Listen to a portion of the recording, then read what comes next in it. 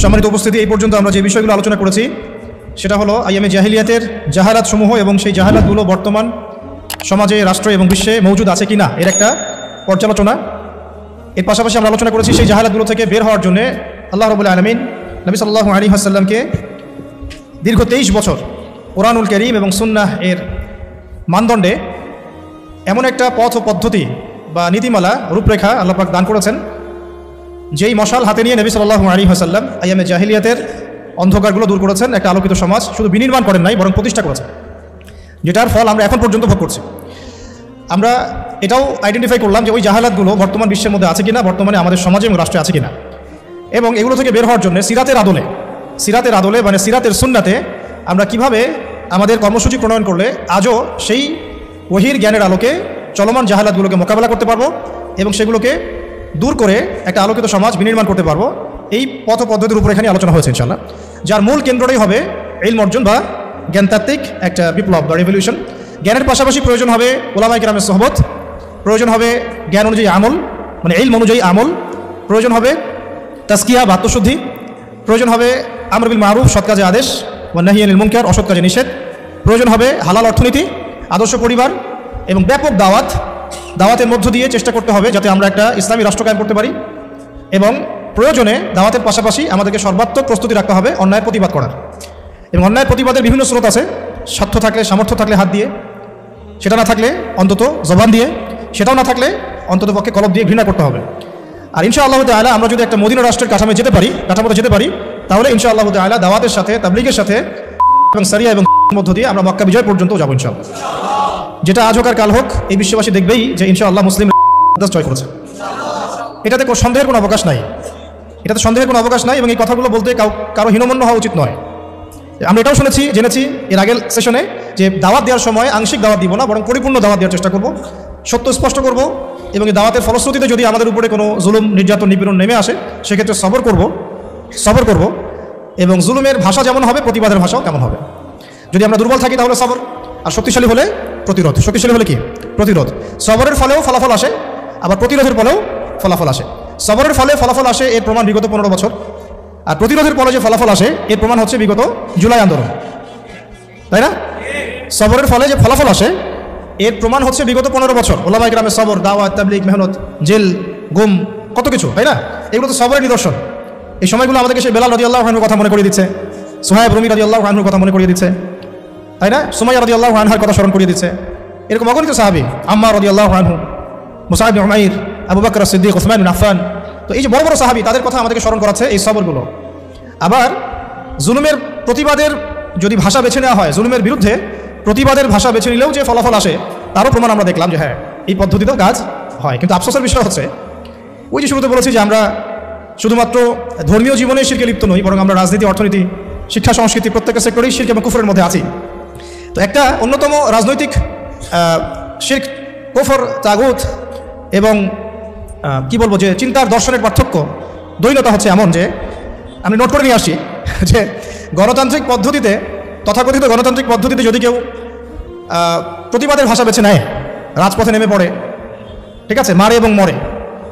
আবার বলছি, তথাকথিত গণতান্ত্রিক পদ্ধতিতে কেউ যদি প্রতিবাদের ভাষা বেছে নেয়, রাজপথে নেমে পড়ে, হাতে ছোটোখাটো অস্ত্রও তুলে নেয়, ঠিক আছে, এবং নিজেও মারে এবং মরে, তো গণতান্ত্রিক পদ্ধতিতে আমরা তাদেরকে কখনো বলি না।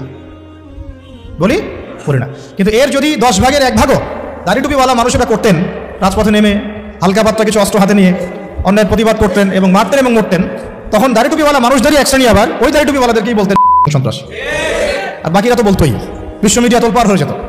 তাই এই হলো জাহালাত। দেখুন, তবে ওই ভাষায় যে কাজ হয় এটার প্রমাণ কিন্তু বিগত জুলাই বিপ্লব। কাজ তো হয়েছে নাকি? আমরা কিন্তু কেউ ছাত্র ভাইদের এই বিপ্লবকে সমালোচনা করছি না, তাদের এই অভ্যুত্থানের সমালোচনা কিন্তু আমরা কেউ করছি না। তাদেরকে কেউ বলেছে তারা সন্ত্রাসী? এই কাজটা যদি আমরা করতাম রাস্তায় নেমে তাহলে কি হতো কি না? আমরা তো করিনি, শুধু এতটুকু বলেছিলাম যে দিন কায়েম হয় দাওয়াত এবং জিহাদের মধ্য দিয়ে। তাতেই তো এই শব্দগুলো যারা বলেছে তারা ওই বেলাল রাদিয়াল্লাহু আনহুর মতো স্যাক্রিফাইস করতে হয়েছে, সুমাইয়া রাদিয়াল্লাহু আনহার মতো শহীদ হতে হয়েছে, কারো কাঁধে 10টা 20টা 50টা মামলা ঝুলছে, ঠিক আছে, কাউকে 10 বছর 12 বছর 3 বছর 5 বছর জেলে পচে মরতে হলো। এখনও যে কত কি হচ্ছে এগুলো তো আমরা সবাই জানি। তো এই যে দেখুন বৈষম্য, তাই না, ন্যায় বিচারের বৈষম্য, সত্য গ্রহণের বৈষম্য, এই বৈষম্যগুলো দূর করতেও ইলমের দরকার। কিসের দরকার? এই যে অ্যান্সারটা আমি দিলাম, এই অ্যান্সারটা কিন্তু তারা কেউ উল্টাতে পারবে না ইনশাআল্লাহ। এটা এমন একটা দলিল আপনাদেরকে দিলাম, এই দলিলটা তারা কখনোই কিয়ামত পর্যন্ত উল্টে দিতে পারবে না ইনশাআল্লাহ, যে তারা সার্জিসদেরকে কখনো বলবে না। গণতান্ত্রিক পন্থীরা এবং সো কল ডেমোক্রেটিক সিস্টেমের মধ্যে যারা আছেন তারা কখনো আমাদের এই ভাইদেরকে কখনো সন্ত্রাসী বলবে না, বরং গণতান্ত্রিক পদ্ধতিতে তারা এই কনফ্লিক্টগুলোকে জায়েজ করে নিয়েছে।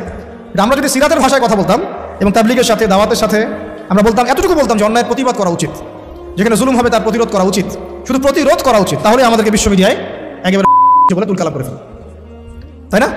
করেছে, করতো, ভবিষ্যতেও করবে। ভবিষ্যতে আবার নতুন কোনো মদ আসে, নতুন কোনো বোতলে, বুঝতে পারছি কি, নতুন কোনো মদ আসে, নতুন কোনো বোতল আসে, তাহলে তারাও একই সুন্নতেই হাঁটবে বলে আমরা মনে করি। এই জন্য আমরা এই পদ্ধতিতে যারা আছে তাদেরকে বিশ্বাস করতে পারি না। এই আদর্শ এই দিনের মধ্যে যারা প্রবেশ করেছে তাদেরকে আমরা সিরাতের আলোকে বিশ্বাস করতে পারি না। যাই হোক, ওইটা আমাদের আজকে আলোচনার টপিক না। ইনশাল্লাহ একদিন আপনাদেরকে পলিটিক্যাল সায়েন্স পড়াবো ইনশাল্লাহ। এটা নিয়ে অনেক কথা আছে, কিভাবে এর মধ্যে শিরক আছে, কুফর আছে, এবং কিভাবে এরা রোমানদের দাসত্ব করছে, রোমান সভ্যতার দাসত্ব তারা কিভাবে করছে, আমি আপনাদেরকে দলিল দিয়ে, প্রয়োজনীয় স্লাইড দিয়ে বা প্রেজেন্টেশন দিয়ে বুঝাই দিব ইনশাল্লাহ। আজকে অন্য প্রসঙ্গ, যেহেতু এই প্রসঙ্গে আসি, যে যত কিছুই আমরা দেখছি আশপাশে, আবার কনক্লুশনে আসি, যত কিছু, যেমন ব্যক্তি জীবনের ফিতনাগুলো, ব্যক্তি জীবনের জাহালাতগুলো, সামাজিক ফিতনাগুলো, সামাজিক জাহালাতগুলো, অর্থনৈতিক ফিতনাগুলো, অর্থনৈতিক জাহালাতগুলো, সাংস্কৃতিক ফিতনা, সাংস্কৃতিক জাহালাত, পলিটিক্যাল ফিতনা, পলিটিক্যাল জাহালাত, এবং দুনিয়াবী সাফল্য, পরকালীন মুক্তি, এই কয়েকটা মৌলিক বিষয়কে ট্রেস করতে হলে, বুঝতে হলে, আইডেন্টিফাই করতে হলে, এই সমস্যাগুলো চিহ্নিত করতে হলে এবং সমাধানের পথ বের করতে হলে একটাই সলিউশন, সেটা হচ্ছে আমাদের প্রত্যেককেই যার যার জায়গা থেকে ইলমের চর্চা করতে হবে। ঠিক আছে ভাই? ইলমের চর্চাটা আমরা কিভাবে করব, আমাদের সামনে রাস্তা কি কি, এবং আসলে আমরা যারা জেনারেল লাইনে পড়েছি তাদের হালত তো আরও দুর্দশা অনেক বেশি খারাপ। তো সব কিছু মিলিয়ে আমাদের একটু সলিউশনে আসতে হবে যে কীভাবে আমরা করতে পারি। প্রথম কথা হচ্ছে ভাই, এক নম্বর পয়েন্টগুলো খুব ভালো করে একটু মাথায় নিব আমরা। এক নম্বর হচ্ছে যে ইলম যে ফরজ, এটা আমার মাথায় আগে সেট করতে হবে। কি বললাম ভাই, বলেন? ইলম অর্জন যে ফরজ, এটা আপনার মাথায় আগে বদ্ধমূল করতে হবে, মগজে, হৃদয়ে, মননে, মগজে বদ্ধমূল করতে হবে যে ইলম অর্জন করা নফল নয়, সুন্নত নয়, মুস্তাহাব নয়, এটা ফরজ কাজ। ইলম অর্জন করা যে ফরজ, এটা আমাদের মনে, মেজাজে, দেমাগে বদ্ধমূল করতে হবে। বুঝতে পারছি? আমরা সবাই কিন্তু জুমার নামাজকে গুরুত্ব দিই না, দৈনিক নামাজ সে পড়ুক না পড়ুক, জুমার সালাতে হাজির। কেন? তার ধারণা হচ্ছে এই নামাজ না পড়লে তার ইসলাম টিকবে না, কাফের হয়ে যাবে, তাই না? আবার দেখা যায় রমজান মাসে রোজা মাসপি রাখতেইছে, তারাবি পড়ছে। তো অনেকে নামাজ পড়ছি, কেন পড়ছি? কারণ আমি এটাকে ফরজ হিসেবে মূল্যায়ন করছি। কিন্তু আপনি ইলম অর্জনকে মূল্যায়ন করছেন না খুব একটা, কারণ আপনি এটাকে ফরজিয়াতটাকে আপনি মূল্যায়ন করতে পারছেন না। মনে করছেন এটা নফল, করলেও হয় না করলেও হয়, এটা ওলামায়ে কেরামদের কাজ, আমাদের করতে হবে না, আমরা না করলেও চলবে। আবার অনেকে মনে করেন যে অনেক সময় পড়ে আছে, পরে শিখে নিব, এটা একটা ধোঁকা শয়তানের। আবার অনেকে মনে করেন যে আমার বয়স হয়ে গেছে, আমি পারবো না, আমি জেনারেল লাইন থেকে আসছি, আমি কি পারবো এগুলো, এরকম অনেকে মনে করেন। শয়তান তিনটা ধোকায় ফেলে আমাদেরকে। একটা হচ্ছে যে আমার দ্বারা হবে না, আমি পারবো না, এটা একটা ধোকায় ফেলে। আরেকটা হচ্ছে আমি অনেক জানি, আমার জানার দরকার নেই। এটাও জেনারেল ভাইদের মধ্যে বহুত ফেতনা আছে এরকম। ফেসবুকে কি কম দেখলাম, ইউটিউবে কি কম লেকচার শুনছি, আমি কি কম বিষয়ভিত্তিক বই পড়ছি, এরকম চিন্তা আর কি। তো মনে করে আমি অনেক জানি, এবং অনেক জানি এতটাই কেবার বা আত্মহমিকা চলে আসে যে ওলামায়ে কেরামের সমালোচনা করতে বা তাদের ভুল ধরতে বা তাদেরকে অনেক সময় কাফের ফতোয়া দিতেও বুক কাঁপে না। দেখা যায় যে স্বঘোষিত মুজতাহিদ হয়ে গেছে। মুজতাহিদ বুঝলেন কিনা, এটা ইস্তেহাদ করার যোগ্যতা সে অর্জন করে ফেলেছে বলে মনে করে, সে নিজেকে স্কলার মনে করে। এক কথায় আপনাদের ভাষায় কি স্কলার মনে করে, কিন্তু সে কিন্তু কোনো ক্লাসিক্যাল একাডেমিক পড়াশোনা সে যায় নাই। এই তিনটা ফিতনা আমরা জর্জরিত হই। একটা হলো আমি অনেক জানি, আমার জানার দরকার নাই। একটা হলো আমার দ্বারা হবে না, আমি পারবো না। আর একটা হচ্ছে অনেক সময় পড়ে আছে, পরে শিখে নেব। কি এমনটা হয়নি? আচ্ছা, তাহলে সবার আগে আমাদেরকে যে বিষয়টা দিকে ফোকাস করতে হবে সেটা হলো ইলম অর্জন যে ফরজ, তালাবুল ইলমি ফরীদাতুন আলা কুল্লি মুসলিম, এটা আমার মগজের মধ্যে আগে বসাতে হবে। এটার ফরজিয়াত যদি আমি বুঝতে পারি, তাহলে আমি প্রতিদিন অন্তত পক্ষে 1 ঘন্টা সময় তো দিতে পারবো ইনশাআল্লাহ। অন্তত 1 ঘন্টা দিতে পারবো না ইনশাআল্লাহ? ইনশাআল্লাহ। এখন যখন ফরজ মনে করেছি, তাহলে এখন খুঁজতে হবে যে আমার সামনে পথ পদ্ধতি কি। আর আমরা তো এর আগের সেশনে জানলাম যে ইলম অর্জন একা একা করা যাবে না। এটা ইন্নামাল ইলমু বিত্তাআল্লুম কথা একটা হাদিসের মধ্যে আছে, অনেক সালাফও বলেছেন যে ইলম অর্জনটা কিন্তু আপনাকে সোহবতে গিয়ে, একেবারে আমরা যেটা নার্সিং করা কি বলি, আমরা বলি না যে আমরা বাচ্চাদেরকে নার্সিং করতেছি, এই নার্সিংয়ের মতোই ইলমটা শিখতে হয়। এটা এমন না যে জাস্ট কিতাব বাসায় নিয়ে গেলাম, পড়লাম, ঠিক আছে, বা আমি একটা অডিও রেকর্ড শুনলাম, বা আমি একটা ভিডিও দেখলাম, একটা লেখা পড়লাম ফেসবুকে, কিছু ক্লিপ আসলো ফেসবুকে, ভিডিও ইউটিউবে আসলো, রিলস আসলো, এর মধ্য দিয়ে আমি আলেম হয়ে গেলাম। বিষয়টা কিন্তু এমন নয়, বরং এটা আরও ফিতনার জগৎ। এটাতে উপকার থাকতে পারে কিছু, কিন্তু অপকার অনেক অনেক বেশি। এবং উপকার অপকার ধরার মতো যে হিকমা বা প্রজ্ঞা বা বাসীরা, এটাও আমাদের কিন্তু বেশিরভাগের নাই। তাই আমরা যদি ওই জগতে ইলম খুঁজতে যাই, তাহলে একটা মারাত্মক ভুল করবো, তখন আমি নেক্সট সুরতে ধোকা খেতে পারি। তাই ইলম অর্জন করতে হবে ওলামায়ে কেরামের সোহবতে এবং তত্ত্বাবধানে, পরামর্শ নিয়ে, তাদের কাছে সিলেবাস করে নিয়ে এবং তাদের সাথে যোগাযোগ রেখে। এমন নয় যে বিষয়টা আপনার মাথার উপরে একজন ওস্তাদই থাকতে হবে। আপনি চাইলে 10 জন, 15 জন, 20 জন ওস্তাদ রাখতে পারেন। এক একটা সাবজেক্টের এক একজন ওস্তাদ থাকতে পারে। আবার যদি দেখা যায় এত অ্যাভেলেবিলিটি নাই, আমার এত ওস্তাদ আমি পাচ্ছি না, অন্তত তখন একজন রাখেন। এমন একজন ওস্তাদ রাখেন যাকে ওলামায়ে কেরাম শ্রদ্ধা করে, এভাবে আপনি আলেম খুঁজতে পারবেন না যে কার ফলোয়ার বেশি, কার মানে মাহফিলে বেশি লোক হচ্ছে, ঠিক আছে, কার সেমিনারে বেশি লোক হচ্ছে। এটা আসলে হকার বাতিল বা সাহিবুল ইলম এবং কে সাহিবুল ইলম না, এটার মানদণ্ড নয়, ঠিক আছে। ইলম কার কাছে আছে এটা খুঁজতে হলে একটা সূত্র আমি বলে দিই, যেটা আমি ফলো করেছিলাম সারা জীবন, এবং আলহামদুলিল্লাহ আমি এখানে ভুল করি নাই, আল্লাহ পাক আমাকে ভুল করার নাই আলহামদুলিল্লাহ। সেটা হচ্ছে আমি অলওয়েজ দেখেছি যে সাধারণ মানুষ কার পিছনে ছোটে এটা আমি দেখিনি। আমরা দেখেছি সাধারণ মানুষ কার পিছনে ছোটে এটাকে আমরা গৌণ করেছি, বরং আমরা দেখেছি ওলামায়ে কেরাম কার পিছনে ছোটে। বুঝতে পারলাম পার্থক্যটা? সাধারণ মানুষ কার পিছনে ছোটে এটা আমরা দেখিনি কখনোই, যেটা আপনারা দেখেন, অনেকেই দেখেন। আমরা দেখেছি ওলামায়ে কেরাম কার পিছনে ছোটে। এটা যদি আপনি দেখতে পারেন, আপনি ইনশাআল্লাহ একেবারে সাহিবুল ইলম পর্যন্ত পৌঁছে যাবেন ইনশাআল্লাহ। বুঝতে পারছি? এটা এখন আপনার দায়িত্ব। আমি তো একটা দুটো নাম বলে দিলে এটা আপনি বলবেন যে আমি তাকে পছন্দ করি না বা আমি তাকে হক মনে করি না। আমাদের তো আবার হক মনে করার মানদণ্ড অনেক রকম, অনেক সময় এটা আবার বিভিন্ন দলে দলে ভাগ হয়ে গেছে। যে যে আইডিওলজি বিলং করে তার বাইরে কাউকে হক মনে করতে চায় না। তো এটা আপনারা খুঁজে নেন, আল্লাহ খোঁজার তৌফিক দান করে। তো আমরা মূলনীতি জানলাম যে ইলম অর্জন করবো এবং মুহাক্কিক বরেণ্য ওলামায়ে কেরামের সান্নিধ্যে এবং তাদের সহবতে। এখন তৃতীয় বিষয়টা লাগবে আমার একটা কনস্ট্রাকটিভ সিলেবাস। কি লাগবে? সিলেবাস। এখন এই সিলেবাসটা 6 মাসের 1 বছরের এমন না, এই সিলেবাসটা হচ্ছে পুরো লাইফ লং সিলেবাস। আমরা যারা মাস্টার্স পরীক্ষা দিয়েছি আমরা কত বছর পড়েছি ভাই? মিনিমাম 22-24 বছর। অন্তত 22-24 বছর যদি আমি দুনিয়াবি পড়াশোনার জন্য ব্যয় করি, অন্তত 12টা বছর তো আমার দিনই ইলম শেখার পিছনে ব্যয় করা উচিত।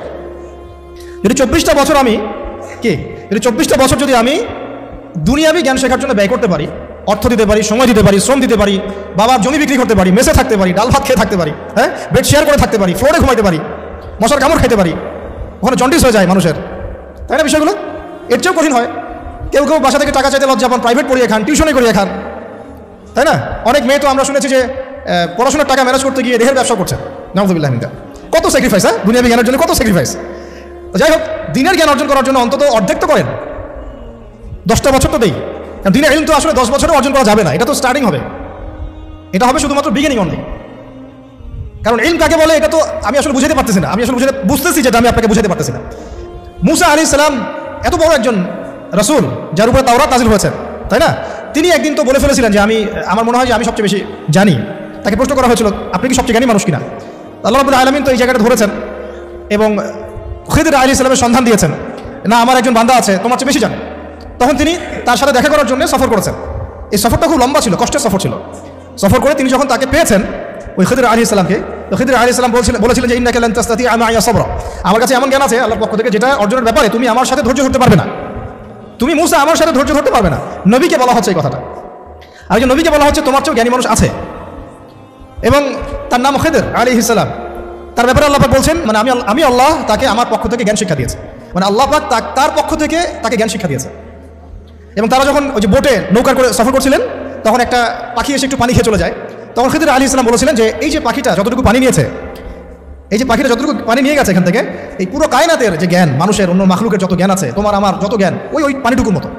আর এই যে পুরো দেখছো তুমি নদী এবং সাগর যত কিছু আছে, এটা হলো আল্লাহ রাব্বুল আলামিনের জ্ঞান। তো আমরা তো জ্ঞান কি ওটা বুঝাতে পারতেছি না। এই জন্য দেখবেন যে যত বড় আলেম হয় সে তত বিনয় হয় এবং তত বেশি সে মানে বইয়ের পোকা হয়ে যায়। আমাদের ওস্তাদদেরকে আমরা দেখেছি যে বই ছাড়া তারা তো মনে হয় 1 ঘন্টাও সময় অপচয় করেন না, কিতাব থাকেই হাতে অথবা সাথে ব্যাগে চলতে ফিরতে, খালি বই পড়ছেন আর পড়ছেন। তো এটা একটা সুরত। তাহলে আমরা বুঝলাম যে জ্ঞানের কোনো শেষ নাই। তাহলে যেহেতু কোনো শেষ নাই এবং জ্ঞানের মূল উৎস আল্লাহ রাব্বুল আলামিন, তাহলে এটা একটা লাইফ লং প্রসেস। তবে একটা নির্দিষ্ট গন্তব্যে গেলে আমরা মোটামুটিভাবে ফরজে আইন জানতে পারবো, অ্যাটলিস্ট কোরআন তেলাওয়াত শিখতে পারবো, অ্যাটলিস্ট ইনশাআল্লাহ আরবি ভাষাটুকু তুলনামূলক শিখতে পারবো ইনশাআল্লাহ। এরপরে কিছুটা অনুবাদ করতে পারবো কোরআনুল কারীম ইনশাআল্লাহ, হাদিসের ইবারতগুলো পড়তে পারবো ইনশাআল্লাহ, ফিকহের কিতাবগুলো পড়তে পারবো, আকীদার কিতাবগুলো পড়তে পারবো। আশা করা যায় ওই পর্যায়ে গেলে আমি তখন আরও বড় কিছু করার জন্য ফিকির করতে পারবো। তো ওই লেভেল পর্যন্ত তো আমাকে যেতে হবে, তাই না? আচ্ছা, এখন আসেন এই লেভেল পর্যন্ত যাওয়া আমাদের এই সোসাইটির কথা বলছেন, আমাদের জন্য কতটা সহজ বা কতটা কঠিন, ঠিক আছে? তাহলে জানলাম ইলম অর্জন করতে হবে, ফরজিয়াত আছে, ওলামায়ে কেরামের সোহবতে করতে হবে, এটা খুবই বেশি জরুরি। একা একা করা যাবে না, একা একা করলে আপনি আহলে ফেসবুক ওয়াল জামায়াত হয়ে যাবেন, ঠিক আছে? এবং আপনি তখন স্বঘোষিত আমিও হয়ে যেতে পারেন, বুঝতে পারছি? নিজেকে হাসির পাত্রে পরিণত করবেন এবং আপনাকে নিয়ে ইউটিউবার রিলস বানাবে আর ভিডিও বানাবে, আপনি ভাইরাল হয়ে যাবেন, ভাইরাল ঠিকই হয়ে যাবেন, কিন্তু ওলামায়ে কেরামদের বদদোয়া লাগবে গায়ে, ঠিক আছে? আল্লাহ পাক আমাদেরকে এইসব ফিতনা থেকে হেফাজত করে না। সোহবত লাগবে এবং সোহবতের একটা লং প্রসেস, এটা 1 দিন 2 দিন 1 বছর 2 বছরের না, সারা জীবন লেগে থাকার। যদি আমাদের হায়াত আল্লাহ পাক আমাদেরকে আরও যদি 20-30 বছর বাঁচিয়ে রাখেন, মানে 30 বছরই আমাকে লেগে থাকতে হবে, ব্যাপারটা এরকম আর কি। আল্লাহ পাক যেন আমাদেরকে ইলমের পথে দীর্ঘ নেখাত নসিব করে না।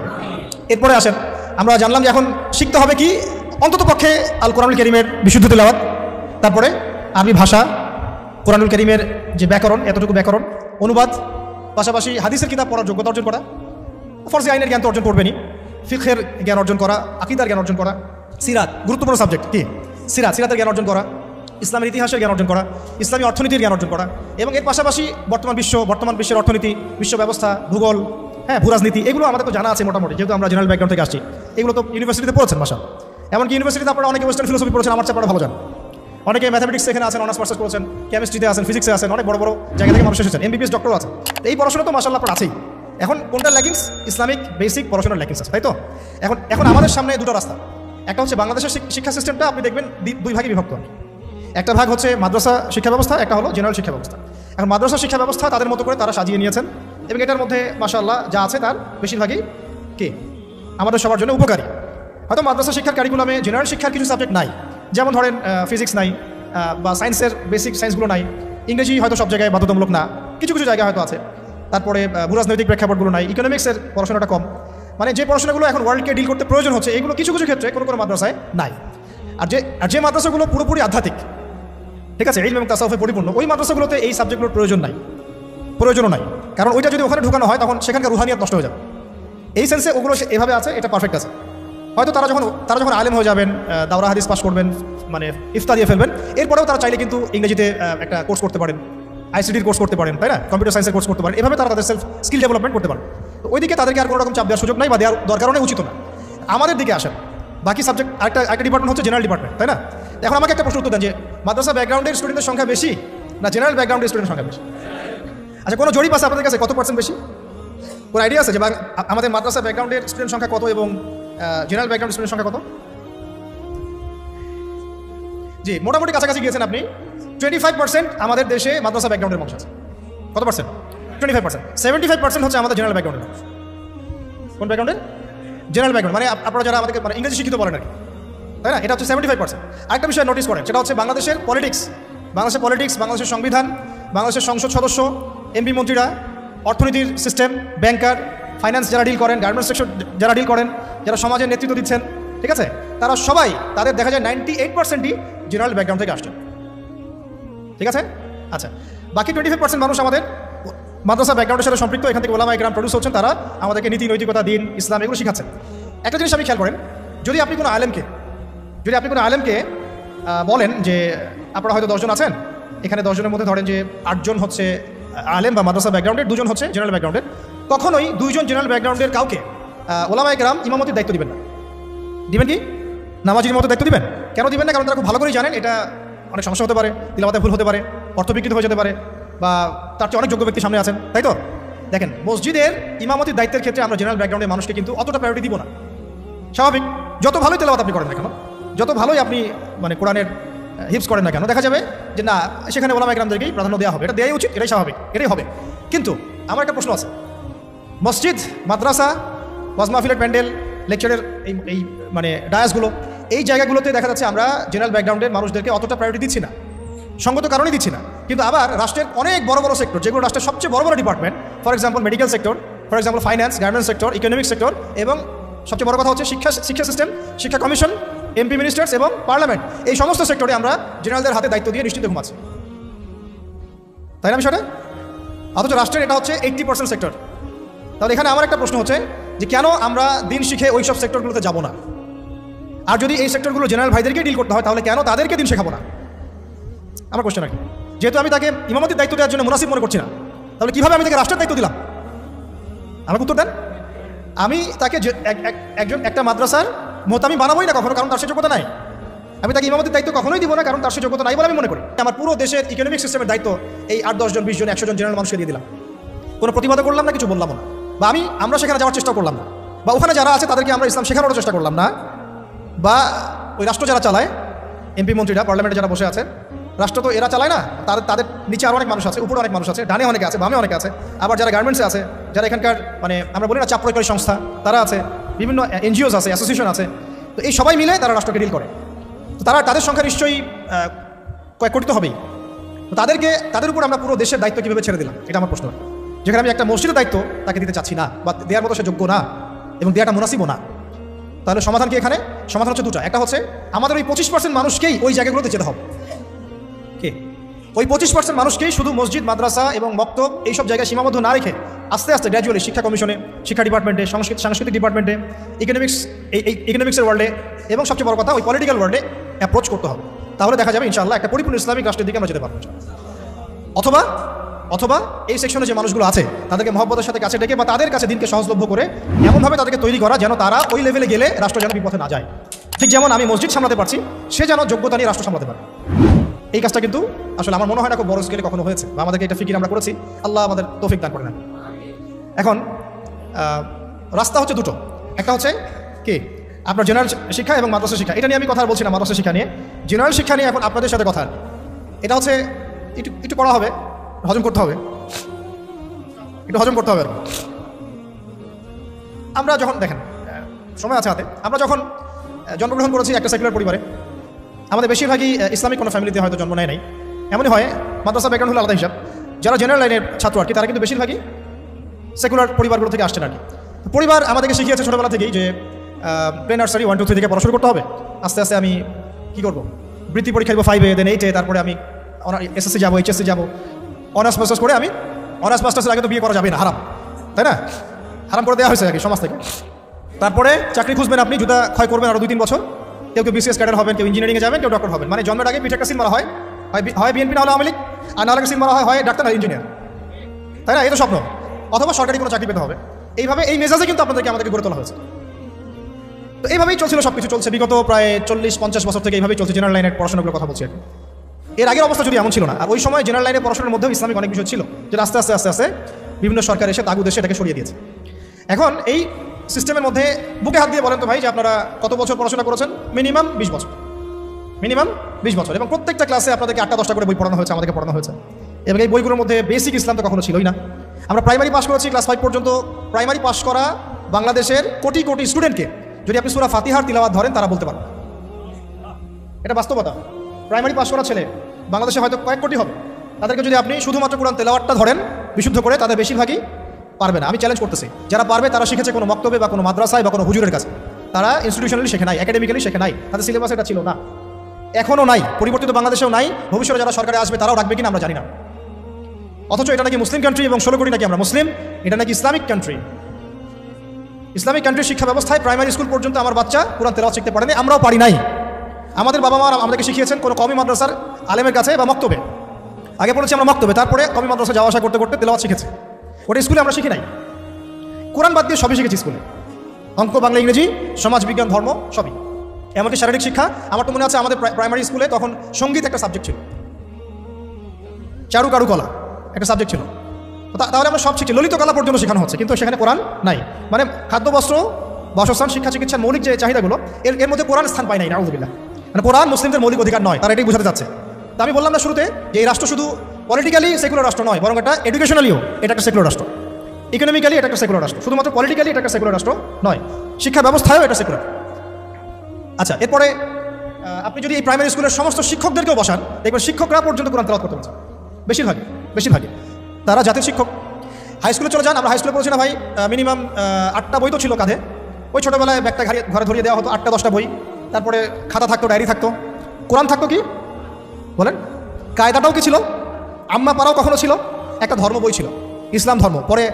পরে রেজিম এসে ওটাকে দিয়েছিল ইসলাম ও নৈতিক শিক্ষা। তার কাছে মনে হচ্ছিল যে ইসলাম নৈতিক না, নৈতিক যোগ করতে হবে, নাউযুবিল্লাহ। সে নৈতিক শব্দ যোগ করেছিল আর কি, মনে আছে কিনা ভুলে গেছে? আচ্ছা, তো আমাদের ওই ব্যাগের মধ্যে কোরআন ছিল না। এখন ছিল না তার মানে দেখেন, ক্লাস 6 থেকে, প্রাইমারি শেষ, ক্লাস 6 থেকে নিয়ে 10 পর্যন্ত আপনি কি এই 5-6 বছরে 6টা সূরা মুখস্থ করছেন কিনা? স্কুলে হাই স্কুলে করেছেন? আর বাকি কী সাবজেক্ট পড়েছে এটা তো আপনারা জানেন, ফিজিক্স, কেমিস্ট্রি, বায়োলজি ওখানে অ্যাড হয়ে গেছে। পর্যায় সারণী আমাদের ভাইদের মুখস্থ, hydrogen, helium, lithium, beryllium, boron, carbon, nitrogen, আর কি রে, ফ্লোরিন, নিয়ম, হ্যাঁ ভুলে গেছি আমি। এটা মুখস্থ ছিল আমারও। পদার্থবিজ্ঞানের যে আপনার কি সূত্রগুলো আছে, একেবারে E=mc² পর্যন্ত সব মুখস্থ আমাদের। হায়ার ম্যাথ কঠিন সাবজেক্ট ছিল না, হায়ার ম্যাথের সব সূত্র আমাদের মুখস্থ, ত্রিকোণমিতি, পরিমিতি সব গিলা শেষ।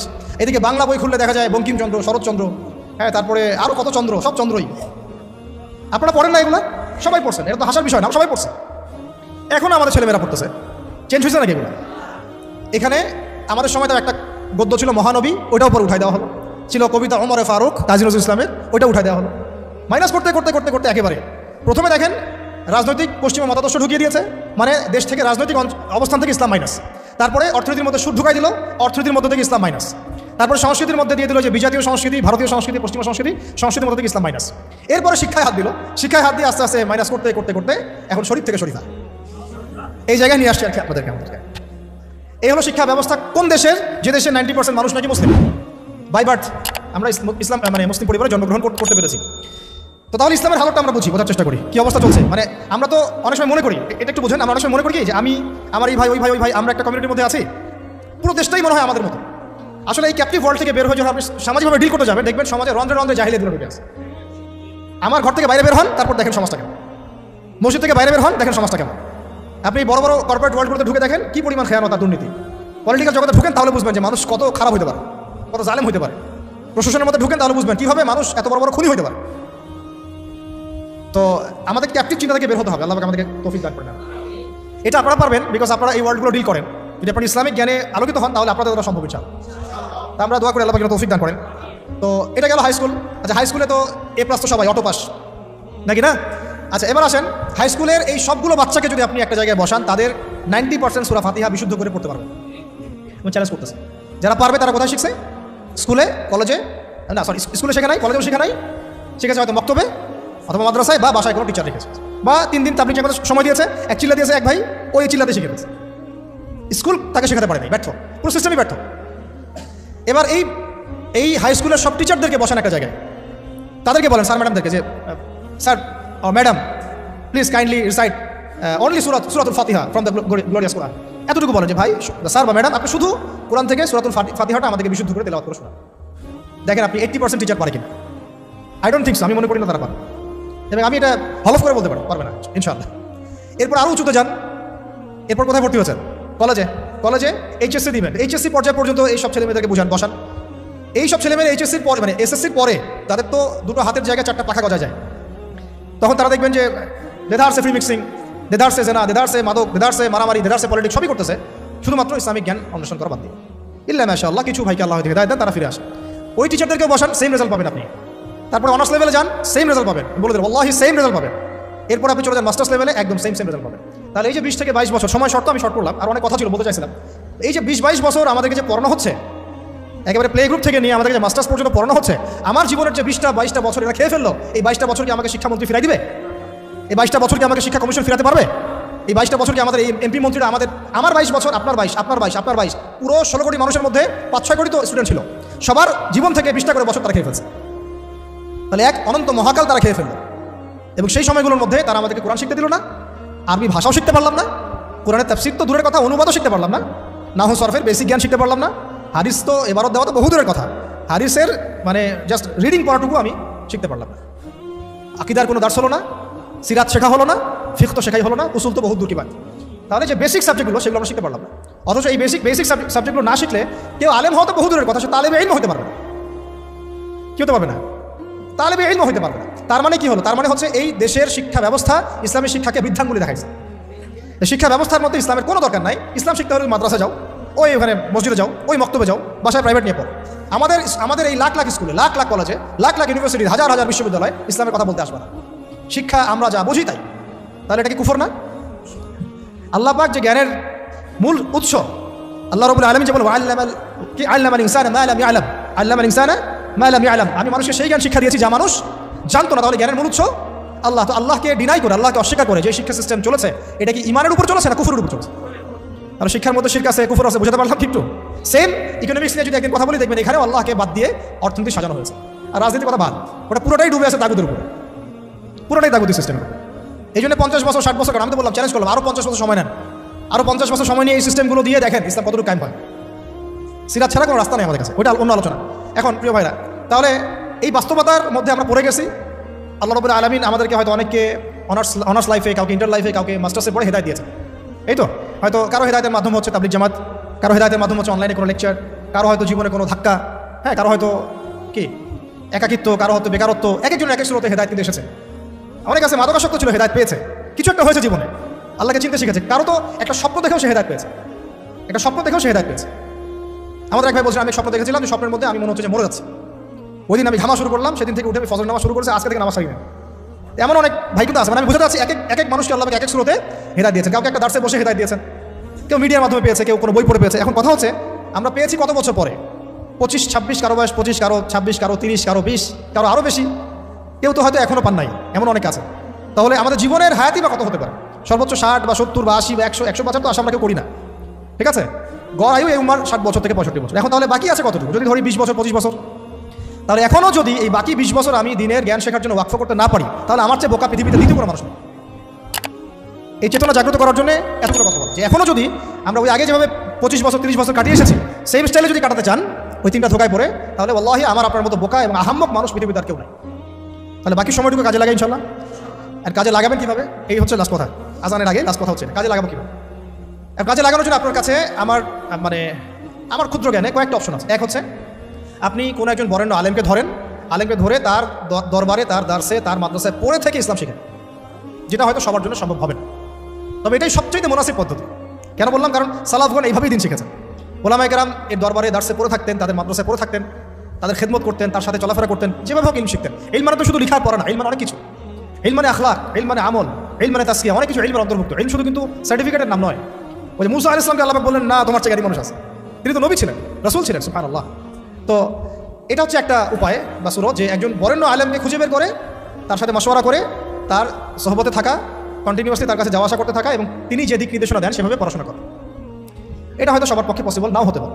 দ্বিতীয় সুরত হচ্ছে যে এখন যে যেখানেই আছেন সেখান থেকে শিফট করে মাদ্রাসায় ভর্তি হয়ে যেতাম।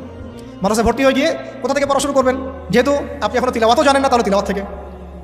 যেহেতু আপনি এখনও হয়তো কেউ তিলাওয়াত জানেন, কোনো হিফজ করা হয়নি, কিছুটা হিফজ করতে হয়, অথবা হিফজ করেছেন কিছু, এখন আপনি নাহু থেকে শুরু করবেন, আরবি ভাষা থেকে শুরু করবেন, আস্তে আস্তে বড় ক্লাসে যাবেন। এখন আপনারাই জানেন ভালো করে যে আপনারা কোন পর্যায়ে আছে। দেখা যাবে বেশিরভাগই কোরআন তেলাওয়াত এখন বিশুদ্ধ করে করতে পারছে না, বেশিরভাগই আরবি ভাষাও জানছে না। তাহলে এখন কি আপনাদের এই বয়সে মাদ্রাসায় শিফট করা পসিবল কিনা? বেশিরভাগের ক্ষেত্রে কি পসিবল? দেখা যাবে হয়তো 5%, 10% পারবেন, বাকিটা কিন্তু পারবেন। তাহলে তাদের কি সুরত? তাদের জন্য আরও সুরত হচ্ছে, এটা খুব একটা ইফেক্টিভ না, তারপরেও এটা একটা মন্দের ভালো অপশন। সেটা হচ্ছে অনলাইনে অনেক কোর্সেস আছে বিভিন্ন প্রতিষ্ঠানে, সেখানে হয়তো 3 মাস 4 মাস 6 মাস করে বিভিন্ন কোর্স করতে করতে কিছুটা জ্ঞান শেখা। তাও সেটা একা একা না, ওই ওস্তাদদের সহবতে থাকতে হবে, পরামর্শ করে থাকতে হবে, ঠিক আছে? এত ডিস্টার্ব করবে না তুমি বারবার। কি বললাম 3 নাম্বার? হ্যাঁ, অনলাইনের একটা সেকশন হতে পারে, এই সেকশনে আমরা ইলম শিখতে পারি ইনশাআল্লাহ। এটা একটা সেকশন হতে পারে, এটা নিয়ে আমি পরে কথা বলছি ইনশাআল্লাহ। মাগরিবের পরে প্রশ্নোত্তর পর্বে কিছু কথা হবে ইনশাআল্লাহ। 4 নাম্বার সুরত হচ্ছে অফলাইনে মাদ্রাসায় ভর্তি না হয়েও ওলামায়ে কেরামের সোহবতে, তাদের তত্ত্বাবধানে এইরকম 6 মাস 3 মাস 1 বছর 2 বছর এরকম কিছু কোর্সের মধ্য দিয়ে শরিয়া গ্র্যাজুয়েশনের দিকে যাওয়া, শরিয়া গ্র্যাজুয়েশন কোর্সের মধ্য দিয়ে অথবা ইসলামিক ডিপ্লোমার কোর্সের মধ্য দিয়ে বা সাবজেক্ট ওয়াইজ বিভিন্ন কোর্সের মধ্য দিয়ে আপনি একটু করে জ্ঞান শিখতে পারবেন। এটা একটা সুরত হতে পারে।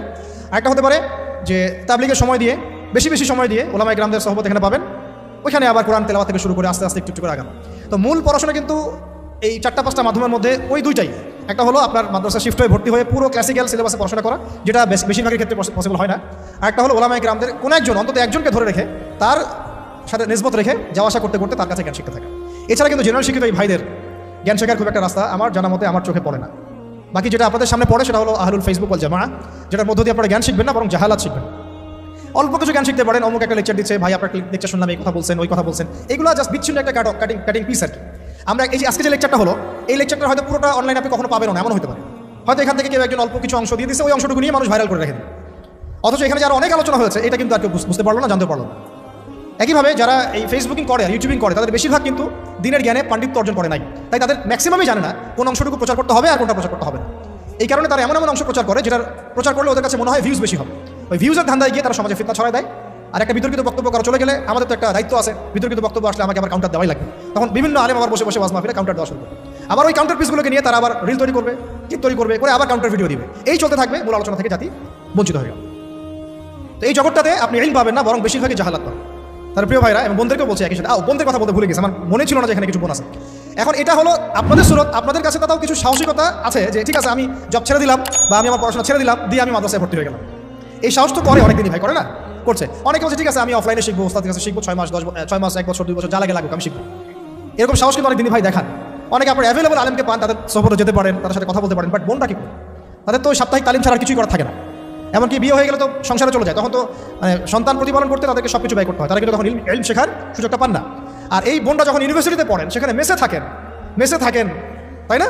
ওখানে দেখা যায় বাসার থেকে টাকা পাঠায় বা প্রাইভেট পড়ে টিউশনি করে তারা ইউনিভার্সিটিতে পড়াশোনা করেন, এবং অনেক দিনই সেখানে হ্যারাসমেন্টের শিকার হন, পর্দার খেলাফ কাজ করতে হয়, টিচারদের দ্বারা হ্যারাসমেন্ট হন, বন্ধুর দ্বারা হ্যারাসমেন্টের শিকার হন, কোনো সময় ধর্ষণের ঘটনা ঘটে। আর কখনো ধর্ষণ না হলেও ফ্রি মিক্সিংয়ের কারণে অনেকেই জেনায় লিপ্ত হয়ে যেতে পারে, তাই না? এটা কি পার্সেন্টেজ কম না বেশি? এটাও কিন্তু খুব মানে মহামারীর মধ্যে ছড়াইছে বিষয়টা। এর প্রমাণ আমরা সবাই জানি, আমরা বাইরে হয়তো বলছি না, কিন্তু আমরা জানি ভিতর থেকে এটা হয়। তো এখন এই বোনদের দিন শেখার ফিকিরটা কি? তারা কীভাবে দিন শিখবে বলেন? আপনারা বলেন, আমরা কী করবো এই বোনদের জন্য? কী করতে পারি আমরা তাদের জন্য? এখন যদি মহিলা মাদ্রাসা তৈরি করতে থাকি, তাহলে এই বোনদের পক্ষে কি পসিবল যে তাদের এই সব কিছু ছেড়ে দিয়ে আবার নতুন করে মিজান জামাতে ভর্তি হওয়া বা এসব আরবি শিখি বইটা নিয়ে ভর্তি হয়ে পড়াশোনা শেখা, আরও 10 বছর পড়াশোনা করা, তাদের পক্ষে কি পসিবল? তাহলে তাদের পক্ষে অফলাইনে শেখার জন্য এইরকম কিছু কোর্সের দরকার আছে, স্থানীয়ভাবে, যেখানে তাদেরকে যে শিখতে না হয়, প্রত্যেকটা জেলায় প্রত্যেকটা গ্রামে ইউনিয়নে প্রত্যেকটা জায়গায় তারা যেন এগুলো অ্যাভেলেবল পায়। তাহলে হয়তো তারা কিছুটা দিন শিখতে পারবে ইনশাল্লাহ, যেটা মক্তব প্রজেক্টের আন্ডারে আনা যায় বা ইসলামিক স্ট্যান্ডার্ড প্রজেক্টের আন্ডারে আনা যায়। অথবা তাদেরকে অনলাইনে কিছু দিনের দার্সের মধ্য দিয়ে, কোর্সের মধ্য দিয়ে হয়তো দিন শেখানো যাবে, তাও লিমিটেড, কারণ অনলাইনের মধ্য দিয়ে পরিপূর্ণ দিন শেখানো যায় না। এটা আমি নিজেই বলে দিচ্ছি, এটা আসলে পসিবল না। কিছুটা দেওয়া যায়, কিছুটা দার্স দেওয়া যায়। আপনারা এখানে বসে আছেন, একটা আই কন্ট্যাক্ট হচ্ছে, মাথা নাড়াচ্ছেন, আমার কথা বুঝতে পারছেন। অনলাইনে আমি জাস্ট কানের মধ্যে একটা ইয়ারফোন লাগাইলাম, আর আমি দেখছি এখানে কতজন জয়েন করেছে, আমি আমার বক্তব্য দিয়ে গেলাম, কাউকে পড়া ধরলাম, দিল, যে পড়া করলো, কে করলো না, আমি তদারকি করতে পারলাম না। এখানে যদি আমার বাচ্চা থাকে 100টা, আমি কিন্তু একজন করে টিচার দিয়ে আমি পড়াতে পারতাম। তো অনলাইনে পরিপূর্ণ আসলে সেই ইলমের যে নূরটা, সে যে তাসিরটা, এইটা আসে না। তো ওইটাও একটা মন্দের ভালো অপশন। তাহলে দেখেন আমরা কত বড় বিপদে আছি। বিপদটা কি গেস করতে পারছি? আমরা কত বড় বিপদে আছি? ইলম শেখার ইচ্ছা থাকলেও অনেক সময় উপায় আমাদের সামনে থাকছে না। সবচেয়ে বড় আমাদের মানে ভয়ঙ্কর বিপদটা কি? অনেকের ইলম শেখার ইচ্ছা আছে, কিন্তু আপনি উপায় বের করতে পারছেন। তাহলে এই 4টা 5টা 6টা উপায়ের বাইরে যদি কোনো উপায় থাকে, তাহলে আপনারা আমাকে জানাবেন। আর যদি দেখা যায় এর বাইরে কোনো উপায় নাই, তাহলে এই 4টা 5টা উপায়ের মধ্যে কোনো একটা আপনাকে গ্রহণ করতে হবে। গ্রহণ করে ইনশাআল্লাহ তাআলা ইলম শিখতে হবে। কারণ ইলম অর্জন না করলে আমল, তাসকিয়া, ওই দাওয়াত, ওই আমর বিল মারুফ, ওই নাহি আনিল মুনকার, আর ওই জিহাদের কথা বলছেন, ইসলামিক হুকুমতের কথা বলছেন, শরিয়া কায়েমের কথা বলছেন, এগুলো এতটা সহজ নয়। কারণ শুরুটাই হচ্ছে ইলম থেকে। বরং এই ইলম ব্যতীত যদি আমরা এগুলো করতে যাই, তখন হবে কি, আমরা নেক্সট রুটে ধোঁকা খাইতে পারি, বরং আমরা উম্মার উপকার করতে গিয়ে ক্ষতি করে ফেলতে পারি। আল্লাহ রাব্বুল আলামিন আমাদের সবাইকে যেন ইলমের এই সমুদ্রে ডুব দেওয়ার তৌফিক দান করেন। এবং ইলম শুধুমাত্র সার্টিফিকেট কেন্দ্রিক নয়, বরং এটা অবশ্যই আধ্যাত্মিক ব্যাপার। তাই আদবের সাথে, আখলাকের সাথে, ধৈর্যের সাথে, 3টা বড় কথা বলছি ভাই। আদবের সাথে বেয়াদবরা কখনো ইলম অর্জন করতে পারে না। ওয়াল্লাহি বেয়াদবরা কখনো ইলম অর্জন করতে পারে না। যারা ওস্তাদের সাথে বেয়াদবি করেছে, তারা কখনো আলেম হতে পারে না, কখনো পারে না, ঝরে পড়ে গেছে। দাওরা দিয়েছে কিন্তু ঝরে পড়ে গেছে, বিকজ ওস্তাদের সাথে বেয়াদবি করেছিল। ওস্তাদ মন খারাপ করেছেন, বদদোয়া দেন নাই, জাস্ট মন খারাপ করেছে। আর ওস্তাদের খেদমত করে বহু মানুষ জেনারেল থেকে আল্লাহর ওলি হয়ে গেছে। আমাদের সামনে মিসাল আছে, জেনারেল থেকে আল্লাহর ওলি হয়ে গেছেন এমন বহু মানুষ আছেন ওস্তাদের খেদমত করার কারণ, আলেমদের সম্মান করার কারণ। আরেকটা লাগবে সবর। কি লাগবে? সবর। একদিনে তো হবেই না, সারা জীবন লেগে থাকতে হবে। আরেকটা হচ্ছে ইস্তেকামা, মানে দৃঢ়তা, মানে আমাকে লেগে থাকতেই হবে, যত বছর লাগুক, সারা জীবন লাগুক। ঠিক আছে? এই বিষয়গুলো তাসকিয়া অর্জন করার বিষয় আছে, এবং ইলম অর্জনের সাথে আমলের একটা ব্যাপার আছে, ধারাবাহিকতা বজায় রাখা। এবং প্রতিদিনের রুটিনের মধ্যে এই ফরজিয়াত, আবার বলছি, ইলম অর্জন কি ফরজ, এই ফরজিয়াতটাকে একটা গুরুত্বপূর্ণ জায়গায় রাখা। সারাদিনের কাজের মধ্যে এটা আমার ফরজ কাজ। নামাজের পরপর আমি অবশ্যই ইলম অর্জনকে রাখবই না। এভাবে যদি আমরা ইনশাআল্লাহ তাআলা আমাদের জীবনটাকে এখনও ঢেলে সাজাতে পারি, আমার মনে হয় এভাবে যদি আমরা 5 বছর 10 বছর আমাদের একটা টার্গেট নেই, আশা করা যায় যে আমরা অনেক বড় আলেম না হলেও অন্তত তালেবে ইলম হতে পারবো। আর আমাদের সন্তানদেরকে আলেম বানাতে পারবো ইনশাআল্লাহ। যে ভুল আমরা করেছি ওইটা আমরা বাচ্চাদেরকে করাবো না। আমাদের স্ত্রীরা হয়তো এখন নতুন করে আবার আলেমা হতে পারবে না, বাট তালেবে ইলম হতে পারবে। আমরা আমাদের মেয়েদেরকে বানাতে পারবো আলেমা, হাফেজা, মুহাদ্দিসা ইনশাআল্লাহ। এটাই আমাদের ফিকির, আমাদের লক্ষ্য, যাতে এখন যারা জেনারেল শিক্ষিত ভাইরা আছেন তাদেরকে যেন ফিরিয়ে আনা যায় এবং একটা সিলেবাস কেন্দ্রিক পড়াশোনা করানো যায়, যাতে তারা অন্তত তালেবে ইলম হয়। এটা অনলাইনেও সম্ভব, অফলাইনেও সম্ভব। 2টার শুরুতে আমরা রেখেছি। মাগরিবের পর আমি বলবো ইনশাআল্লাহ যে আমাদের অনলাইন শুরুগুলো কি, অফলাইন শুরুগুলো কি। ঠিক আছে?